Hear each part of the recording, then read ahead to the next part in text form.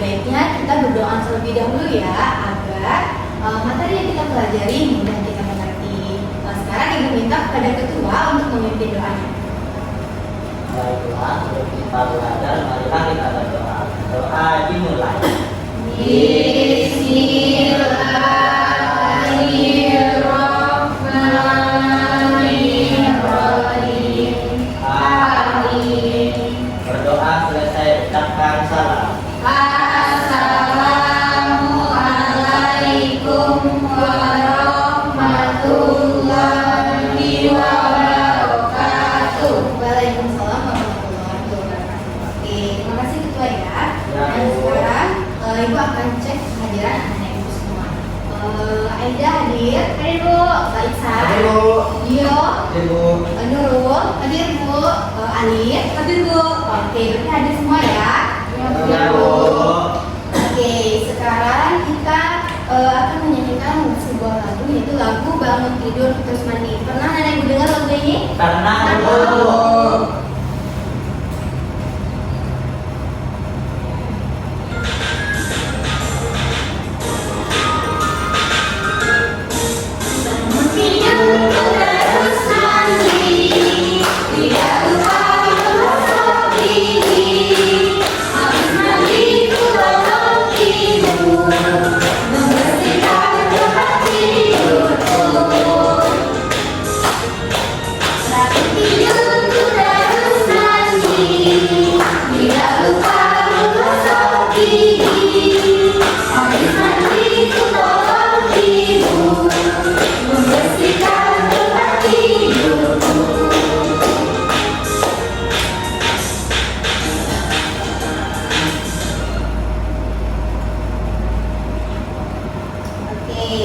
Nah, anak-anak, lagu tersebut itu memiliki lirik penerapan dalam kehidupan sehari-hari kita ya. Nah, contohnya tadi itu ada habis mandi dia langsung menolong ibunya membersihkan apa? Tempat tidur. Oke, membersihkan tempat tidurnya. Nah, hal tersebut itu bisa kita tiru atau kita terapkan dalam kehidupan sehari-hari kita ya. Nah, kemudian sekarang nih Ibu mau tanya kepada anak Ibu, apakah anak Ibu semua tahu apa itu norma? Tidak tahu. Oke. Nah, norma itu adalah kebiasaan atau aturan yang dapat kita pelajari atau kita tiru dalam kehidupan sehari-hari kita. Oke, sekarang kita masuk pada topik pelajaran kita hari ini. Anak-anak Ibu tahu kita akan belajar apa hari ini? Belum, Bu. Oke, pada hari ini kita akan belajar pada unit 2 pada pembelajaran 1, yaitu tentang makna norma dalam kehidupan sehari-hari kita. Nah, tujuan pembelajaran kita pada hari ini, anak-anak Ibu semua bisa menyebutkan norma yang berlaku di lingkungannya sebagai bentuk sikap beriman dan bertakwa kepada Tuhan Yang Maha Esa. Lalu kemudian anak-anak Ibu bisa menunjukkan disiplin dalam menerapkan norma yang berlaku di lingkungannya. Kemudian yang ketiga, anak-anak Ibu bisa menelaah macam-macam norma beserta sumber dan sanksinya.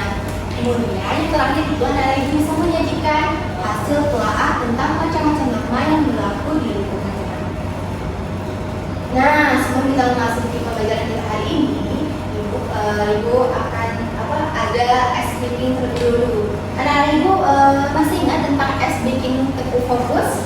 Masih. Oke, kita mulai ya. Teguh fokus, melihat, mendengar, mengingat, fokus. Oke. Nah, anak-anak Ibu sudah semangat mengikuti pelajaran hari ini? Semangat, Bu. Kita masuk ya. Nah, tadi kan Ibu sudah menjelaskan sedikit tentang norma. Norma itu adalah kebiasaan atau aturan yang menjadi pedoman berlaku dalam kehidupan sehari-hari kita. Nah, anak-anak, norma itu dapat kita jumpai di berbagai tempat. Contohnya itu ada saat di rumah, kemudian ada di sekolah. Nah, dengan adanya norma, kehidupan kita itu akan lebih teratur. kemudian norma itu anak-anak ada 4 jenisnya. Yang pertama itu ada norma agama, ada norma kesusilaan, dan kemudian ketiga ada norma kesopanan, dan yang terakhir itu ada norma hukum. Oke, kita masuk pada norma yang pertama ya. Nah, norma yang pertama itu adalah norma agama. Nah, norma agama di sini adalah seperangkat aturan yang bersumber dari kitab suci, yang berisi tentang perintah, kemudian ada larangan dan juga anjuran dari Tuhan yang Maha Esa. Oke. Nah, contoh norma agama di sini yang pertama itu ada menunjukkan sikap menghormati perbedaan agama dan kepercayaan. Contohnya di sini ketika anak-anak ibu ada temannya yang memiliki perbedaan agama. Nah, contoh temannya itu adalah yang beragama Kristen, kita tidak boleh membedakan agama mereka dengan agama kita. Kita harus saling menghormati. Kemudian yang kedua, melaksanakan ibadah sesuai dengan agama dan kepercayaan yang kita anut. Kemudian kita masuk pada norma yang kedua, yaitu ada norma kesusilaan. Nah, norma kesusilaan ini adalah norma yang bersumber dari hati nurani manusia. Nah, contohnya di sini ada menjenguk teman yang sedang sakit. Nah, ketika teman anak ibu sedang sakit, anak ibu bisa menjenguknya ke rumah sakit. Kemudian yang kedua, selalu mengedepankan sikap jujur. Anak-anak ibu tidak boleh bohong. Kemudian yang ketiga, membantu teman yang kesulitan. Ketika teman-teman anak ibu kesulitan, seperti kesulitan dalam mengerjakan PR atau saat belajar di sekolah, anak-anak ibu bisa membantunya. Kemudian yang keempat, anak-anak ibu tidak boleh berkelahi dengan temannya. Sejauh ini apakah anak ibu mengerti? Mengerti, Bu. Oke, kita masuk pada norma yang ketiga. Nah, norma yang ketiga ini itu adalah norma kesopanan. Nah, norma kesopanan ini adalah norma yang bersumber dari kebiasaan dan juga tata cara hidup bermasyarakat. Oke. Nah, contoh norma kesopanan di sini itu ada mengucapkan kata permisi ketika melewati orang lain. Kemudian yang kedua itu menyapa guru pada saat bertemu. Nah, ketika anak ibu berada di sekolah atau di luar sekolah, ketika bertemu dengan gurunya itu harus kita sapa ya. Ya, Bu. Oke, terus selanjutnya yang ketiga itu membantu orang tua mengerjakan pekerjaan rumah tangga. Nah, di sini anak ibu pernah membantu orang tuanya di rumah? Pernah, Bu. Oke, Nurul membantu apa ibu? Orang tuanya di rumah? Mencuci piring. Oke, mencuci piring. Menyapu rumah. Oke, pintar ya. Nah, Iksan membantu apa? Bantu membersihkan rumah, Bu, mencuci piring, bersihkan halaman rumah. Oke, rajin ya. Bersihkan kamar juga, Bu. Oke, pintar. Beneran, Bu. Oke, selanjutnya kita masuk pada norma yang terakhir. Nah, norma yang terakhir ini adalah norma hukum.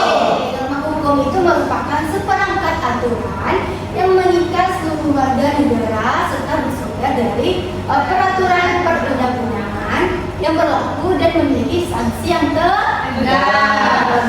Nah, contoh norma hukum di sini itu yang pertama di sini ada selalu mematuhi peraturan di sekolah. Nah, contohnya itu ketika kita masuk pada jam 7, anak-anak itu tidak boleh terlambat. Oke. Nah, yang kedua itu ada menyeberang di jalan raya melalui zebra cross. Nah, agar anak-anak itu memahami tentang macam-macam norma, mari sama-sama kita melihat video ini.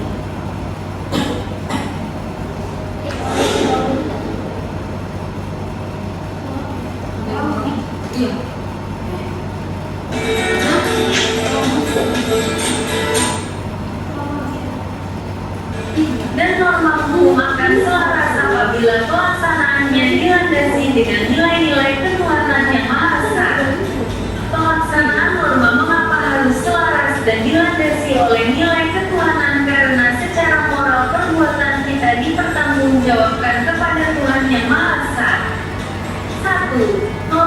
agama. Norma agama merupakan sekumpulan peraturan hidup manusia yang ajarannya berasal dari Tuhan. Norma ini menjadi pedoman hidup bagi manusia. Norma agama berupa perintah, ajaran, dan larangan. Kehidupan beragama di Indonesia diatur dalam Sila Pertama Pancasila dan Undang-Undang Dasar Negara Republik Indonesia tahun 1945 pasal 29 ayat 1 dan 2. Dalam kehidupan beragama harus saling menghormati dan menghargai antar pemeluk agama. Tidak dibenarkan memaksakan agama kepada orang lain yang sudah beragama. Toleransi antar umat beragama harus selalu dikembangkan, sehingga keharmonisan dalam masyarakat akan tetap terjaga dengan baik. Norma agama dalam pelaksanaannya tidak hanya mengatur hubungan manusia dengan Tuhan, tetapi juga mengatur bagaimana hubungan manusia dengan makhluk ciptaan Tuhan lainnya. Dengan pelaksanaan norma agama, akan tercipta ketundukan dan kepatuhan manusia kepada Tuhan dan keserasian manusia dengan sesama dan lingkungannya. 2. Norma kesusilaan. Norma kesusilaan adalah peraturan hidup yang bersumber dari suara hati nurani manusia. Peraturan hidup ini berkenaan dengan bisikan kalbu dan suara hati nurani manusia. Norma kesusilaan ada bersamaan dengan kelahiran atau keberadaan manusia itu sendiri, tanpa melihat jenis kelamin dan suku bangsanya. Suara hati nurani sebagai suara kejujuran merupakan suara yang akan mengarahkan manusia kepada kebaikan. Contoh perilaku sesuai norma kesusilaan antara lain, selalu berlaku jujur kepada siapapun, tidak sombong, tidak diri kepada orang lain, selalu berbuat baik kepada siapapun. 3. Norma kesopanan. Norma kesopanan berhubungan dengan pergaulan manusia dalam kehidupan sehari-hari. Norma kesopanan bersumber dari tata kehidupan atau budaya yang berupa kebiasaan-kebiasaan masyarakat dalam mengatur kehidupan kelompoknya. Dalam interaksi itu terbentuk kesepakatan.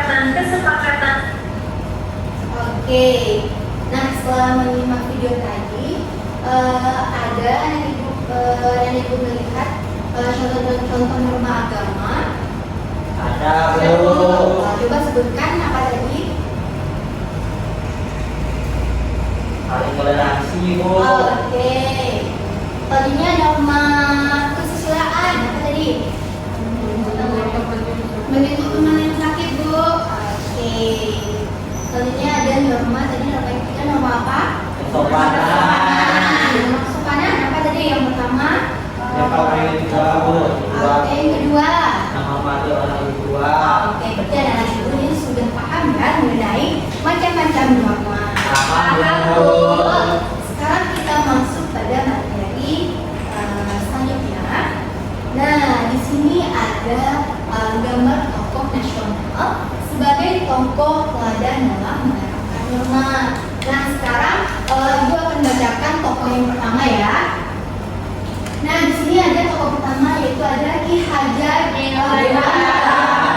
Oke, nah Ki Hajar Dewantara ini lahir pada tanggal 2 Mei 1889. Ki Hajar Dewantara merupakan pendiri Taman Siswa sebagai fasilitas pendidikan kaum pribumi.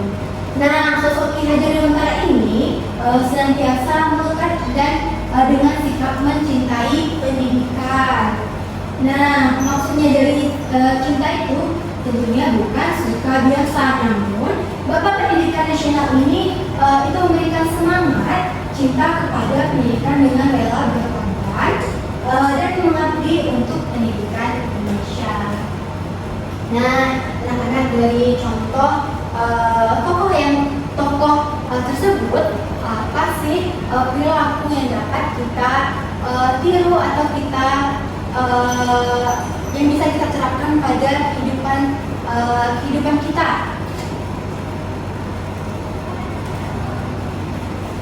Yang pertama itu adalah dia tadi rela berkorban.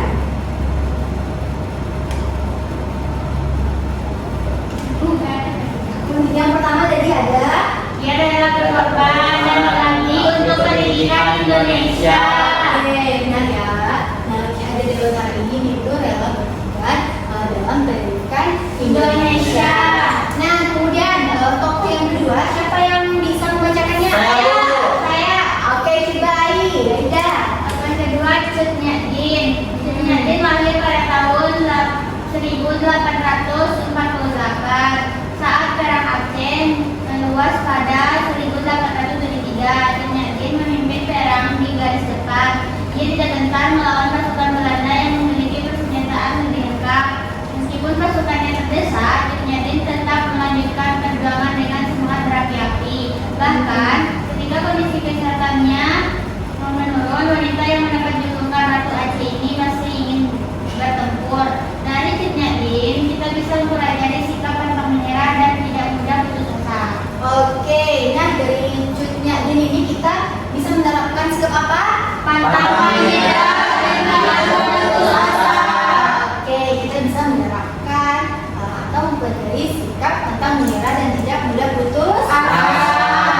Oke, selanjutnya kita masuk kepada contoh tokoh teladan yang dapat kita terapkan dalam kehidupan kita. Itu yang ketiga. Siapa yang bisa bacanya? Saya, Bu. Saya, Bu. Oke, coba Isan. Sama dia.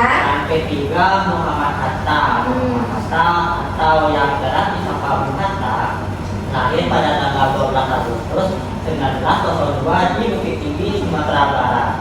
Ia merupakan salah satu pejuang kemerdekaan, konsentrasi Pancasila dan Undang-Undang Dasar 1945 sekaligus proklamator kemerdekaan Republik Indonesia bersama Bung Karno. Bung Hatta memperjuangkan kemerdekaan Indonesia dengan tanpa mengharap imbalan apapun. Bung Hatta adalah seseorang yang gemar mengisi waktunya dengan membaca buku. Sudah, Bu. Oke, nah di sini penerapan apa yang bisa kita tiru? Rajin baca buku. Oke, ada lagi? Semangat perjuangan, Bu. Oke, ada lagi? Tidak punya waktu. Oke, bisa ya. Nah di sini ada juga dia tidak mengharap Imbalan apapun. Oke. Nah selanjutnya yang keempat. Nah yang keempat siapa yang bisa? Saya, Bu. Ayo. Oke, coba dulu.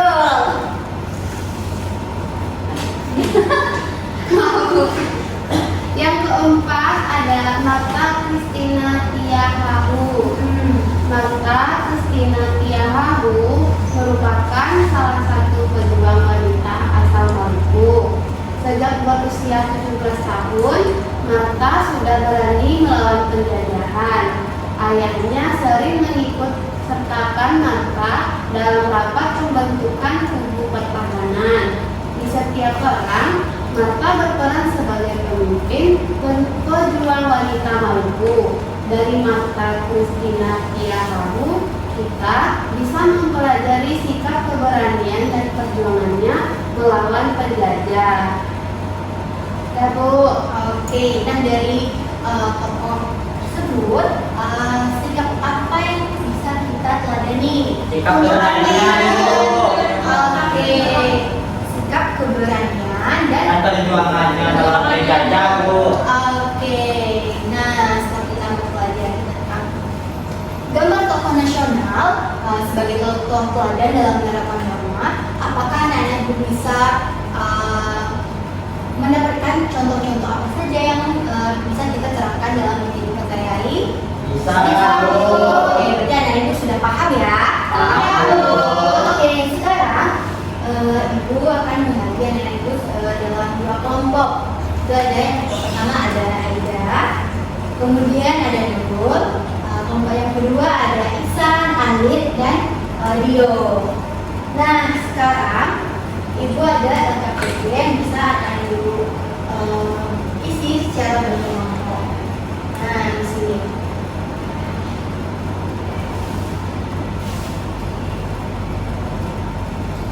Nah, di sini anak-anak bisa menulis namanya, lalu menulis kelasnya. Kemudian di sini, oke, ada misalnya Dio. Nah, kelasnya itu ada kelas 5. Oke, nah di sini Pada kegiatan ini, Anda diharapkan dapat menuliskan beberapa pokok yang kalian kagumi. Nah, setelah kita mempelajari tentang tokoh nasional tadi, anak-anak itu bisa menulisnya di kolom ini.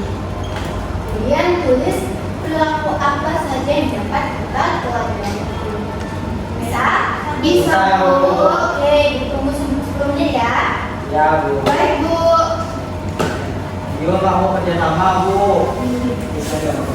Ayo kita bikin. Ayo kerja sama, Bu. Ya, Bu.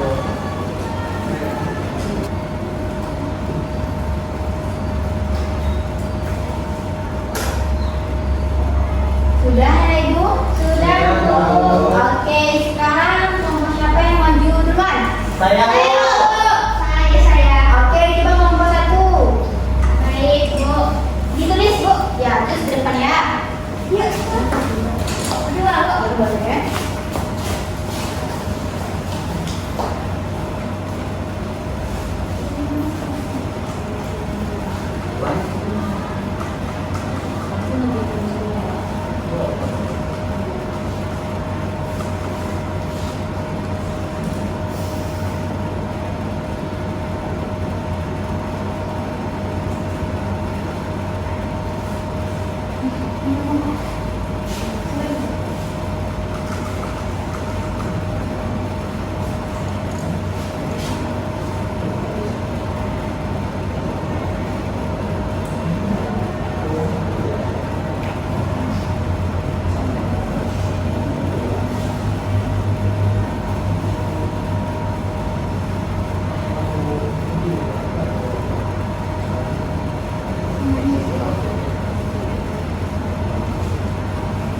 Oke, udah. Kelompok 2, apakah ada jawaban lain?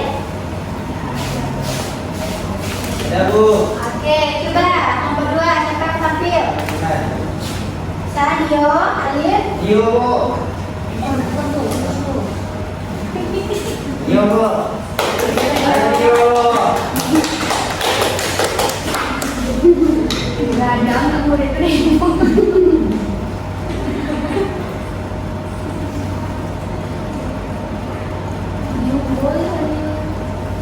Wah, yo hebat. Belum kan? Belum.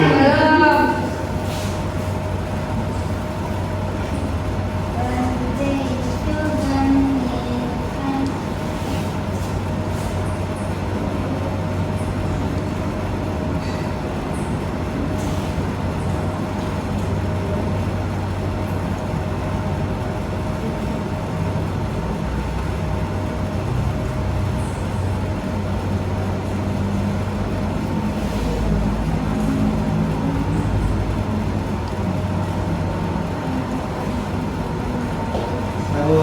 Oke. Nah, yang pertama itu ada Ki Hajar Dewantara. Ya, sikap perilaku yang dapat diteladani yaitu rela berkorban. Oke, selanjutnya cutnya gini itu ada Tantang.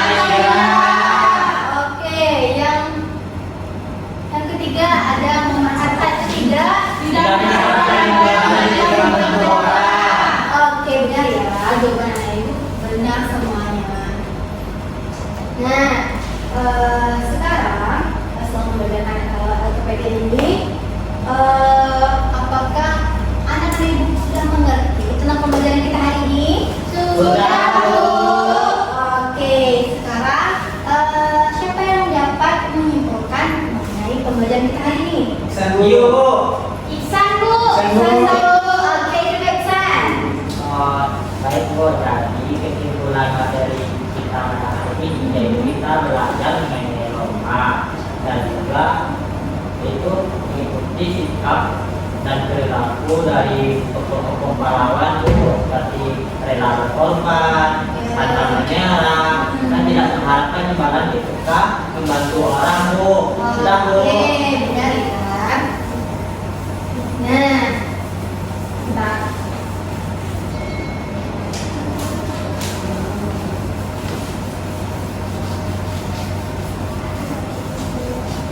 Nah, tadi itu kita belajar mengenai norma. Nah, di dalam norma itu ada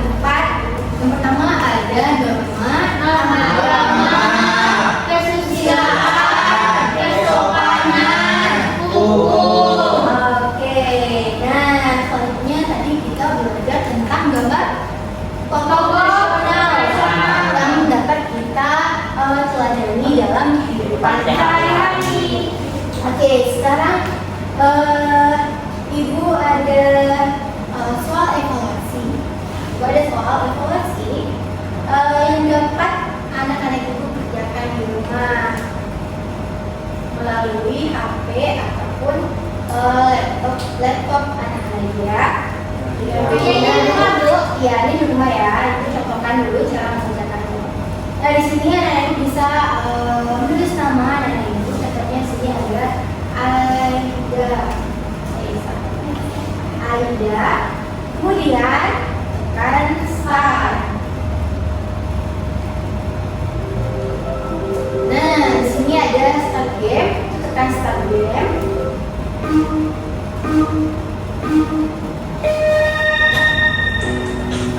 Nah, di sini ada bisa membacakan progresnya, lalu mengerjakan soalnya.